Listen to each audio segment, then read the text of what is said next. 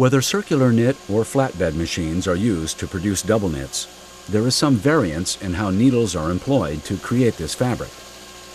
Both sets of needles can be used at the same time or at different times, but they don't touch or hit. How are they positioned and activated to accomplish this? On a knitting machine, needles are gated or spaced in the dial and the cylinder in relationship to each other. With rib gating, the two sets of needles are not directly opposite each other. The needles of the cylinder are between the needles of the dial. Here you can see how both sets of needles can knit at the same time without touching or hitting each other. Although all needles have the same length, the butts are in two different locations, which activates the needles to create patterning. Rib gating results in a fabric where face loops and back loops alternate in the same course. A face wale is made by needles on the cylinder. A back wale is made by needles on the dial. Look closely at the structure of the fabric, and you see that a vertical line or wale of visible crowns is arranged between two vertical lines of visible legs.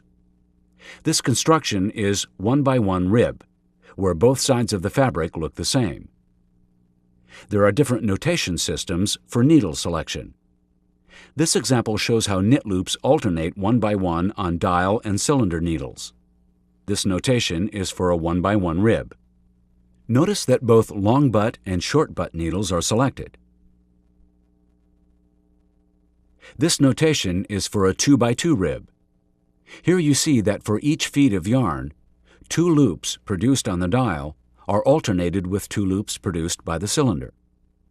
Note that with this configuration, only needles of long butt positions knit, while the needles with short butt positions do not knit. Because basic rib knits have alternation of face and back wales, the structure can easily be stretched. In the normal relaxed state, the back wales hide behind the face wales. When stretched in the width, the structure opens like an accordion, resulting in more stretch than single knits and other double knits. The back wales now become visible. When pulled in the length direction, the back wales move behind the face wales and the fabric becomes more narrow. Because of this extensibility, basic ribs are used for sweaters and dresses, as well as for neck collars, arm and waistbands. We've just shown you 2 of the simplest rib-gated double knits. Another commonly used construction for rib-gated double knits is Swiss piqué.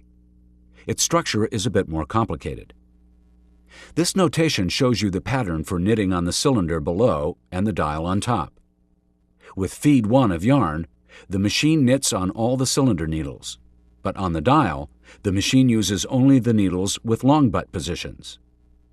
With feed 2, it misses all the cylinder needles and knits only the dial needles with butts in the long position.